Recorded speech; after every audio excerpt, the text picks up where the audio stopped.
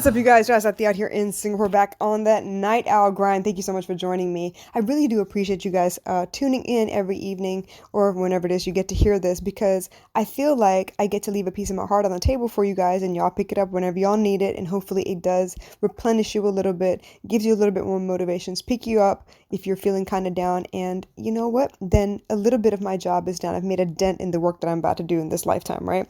Anyway, so I've been taking a little bit of a break from recording, mostly because sometimes I get to a point where I'm like so on fire, I have so many ideas, I want to like record them back to back, and I'll get, I don't know, like 7 to 9 of them knocked out in a day. And this is why I've started binge releasing episodes, because I think it's a little bit more fun. But the problem with that is it kind of spends all of my energy, and I feel really, really,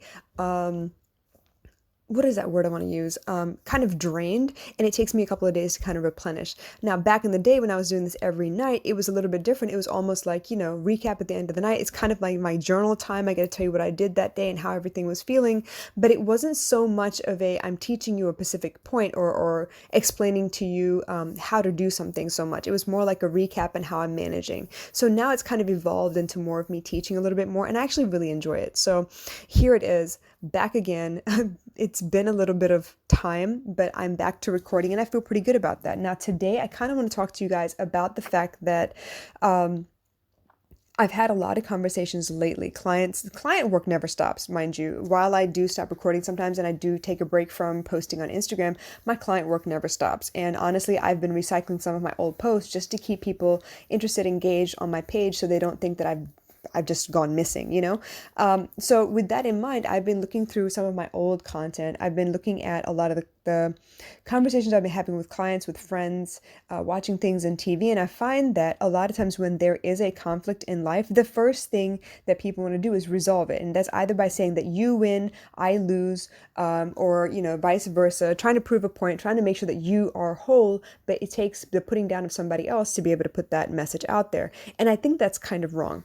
I think that if you have to spend your time proving to someone that you did things with the best of intentions, I think you're missing the entire point of having confidence or self-respect at all. If you know in your heart that you did something with the best of intention, I mean, in your heart, for real, you did it with the best of intentions, not with a specific outcome in mind, then you really have nothing to explain. There's nothing to prove. I mean, God knows your heart. And okay, I say that loosely. It doesn't have to be God. It could be the universe. It could be the law of attraction. It could be, collective consciousness. I don't know how you want to describe it, but there is a watcher out there who is noticing everything you do and say, but more importantly, the thoughts behind all of your actions and behaviors. I'm sorry, that was the same thing twice. All of your words and behaviors. They know the intentions. They know what outcome you're looking for when you do these things. What I want to bring to the surface and talk about a little bit is the fact that in any conflict, a lot of times one person is trying to prove their point over the other person. They're trying to prove that their point is the only point rather than the other person's also being valid. In a discussion, which is a level playing field, both people give their inputs, their opinions, their points of view, and then we look to see where the difference is between one person's point of view versus the other person's, and we try to bridge the gap so that both people come to a mutual understanding, so to speak. But a lot of times when someone walks away, they don't even want to confront you. They don't even want to talk to you about what's going on in their heads. They're assuming that you're already wrong. So you don't get a chance to kind of plead your case and explain that, maybe this isn't what they thought it was, and they're getting information from somewhere that isn't, that is clouding their judgment a little bit. What I want to speak to is those people who are having a tough time letting go of the need to explain yourself, the need to set things right, because the person has walked away from the conversation instead of having the conversation at all. And so now you're left with this guilty feeling that you destroyed something without actually being able to prove that you really didn't. It wasn't the intention. That wasn't what you were doing in the first place. The reason I want to talk to you guys is because I've been in that position so many times before. And before, I used to fall all over myself, chase people down, try really hard to explain my case. But the problem is when that person is in that state, that heightened state of emotion, they're not willing to listen to much of anything. They've already decided what is and what isn't.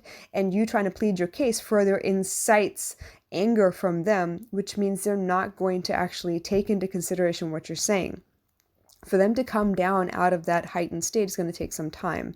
But for you to have to fall all over yourself means in some level, you're not sure if you did the right thing or not. And that's also a normal feeling. I mean, look at me and being a single mom. Sometimes I'm really sure of what I should do, and sometimes I do it anyway, and then I look back and I'm like, oh my God, what have I done? Could there be a side effect to this? Could I have, like, shot myself in the foot by doing it this way instead of that way? There's so many ways we can judge our own behaviors. But what I don't want you to do is to break yourself down into pieces trying to figure out what went wrong in this one relationship if you know exactly what you did way back in the beginning.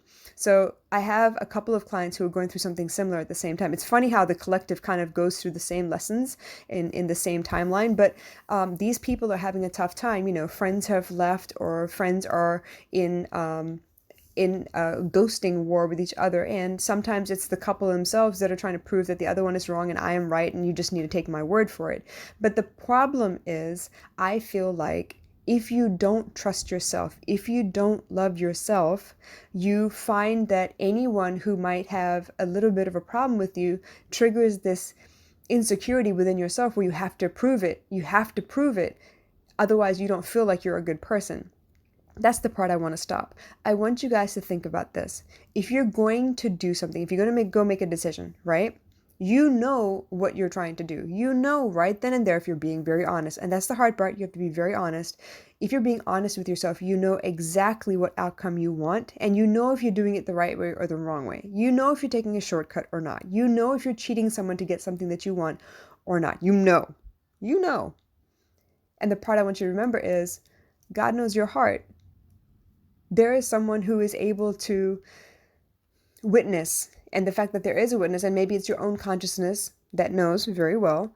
Your spirit knows if you did something the right way or the wrong way. Your spirit knows if you stepped on someone to get to where you are, if you cheated someone to get to where you are, if you omitted some information to get what you wanted. You know. Now, whether you admit it or not is not the case, but if you know you did it the right way, and you know you did the best you could before you walked away, before you gave up, before something happened and someone decided that you were the bad guy in the story, you wouldn't feel the need to fall all over yourself and prove to the other person that you meant well. I don't have the time, the space, the energy to explain myself every time and in such long-winded manner so that you are convinced that I am a good person in your life. I don't want to convince anyone that I'm a good person. Either you think I am or you don't. And if you don't, that's on you. And if you do, that's on you. I'm going to focus on my work. I'm going to make sure that I do the best I can every day. And if I make a mistake, I'm going to apologize for my mistake, and I'm going to pick up and start back over and try and do better the next time. When you are aware of what you're doing and why you're doing it and how you're doing it, it becomes a lot easier for you to know if you made a mistake and quickly apologize for your part in the problem, or know that you didn't make a mistake. And if they can't see that, or they don't want to come and talk to you about it, that's on them. But I feel good about my decisions today, and I'm going to just be me. It's hard. It's really, really hard. And that's why I keep saying God knows my heart. I love people unconditionally. Now, whether you're ready to accept that or not, it's not my problem. I'm not going to change because you're not ready. I'm just going to be me. Flowers do not change because you don't like the type of scent they give off. They don't adjust the shape of their petals because you don't like the way a rose looks versus the way a lily looks. They don't change. They just are, and it's up to you whether you gravitate toward them or not. Now that part freaks us out a little bit because that part looks like rejection sometimes, or abandonment. But what if it's just not a good fit? What if deep down you know it's not a good fit, but because you have someone around, it's better than not having anyone at all, and so you're not gonna let that person go because you're afraid of being alone. I get that impression too. I get that feeling too. I've been there. But I want you to be happy and stand firm and be confident in the things that you have done in your life. If you've made mistakes, fine. Apologize for them, forgive yourself, do better next time. And if you haven't done anything wrong, I don't feel you should chase someone down to prove that. If they come to you and ask for the explanation, perfect. And if they don't, allow them the space to figure it out on their own. That's all I want to say. Right now, I know there's a lot of hurt out there. Right now, this year has been nothing but one hard lesson after another. This is the school of hard knocks. This year, definitely. And if you have any questions about how to navigate conflict resolution, please hit me up. This is what I'm covering in my group this month, Dear Rasati. If you want details, please drop me a line. You know how to get in touch with me.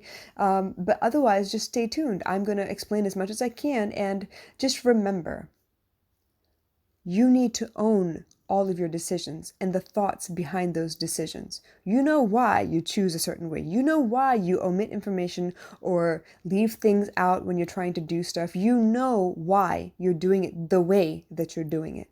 If you can own that and be okay with it, perfect. If you can own it and realize you made a mistake and apologize, perfect.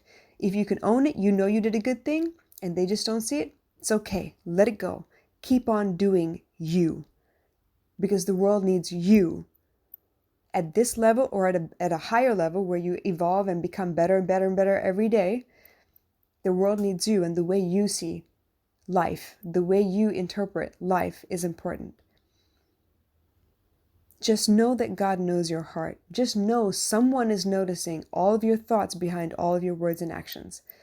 And that should give you a clue as to whether you're doing the best you can or if you're taking a shortcut every now and again. I'm not saying it's wrong, because every situation is a gray situation. There is no right or wrong, it just is.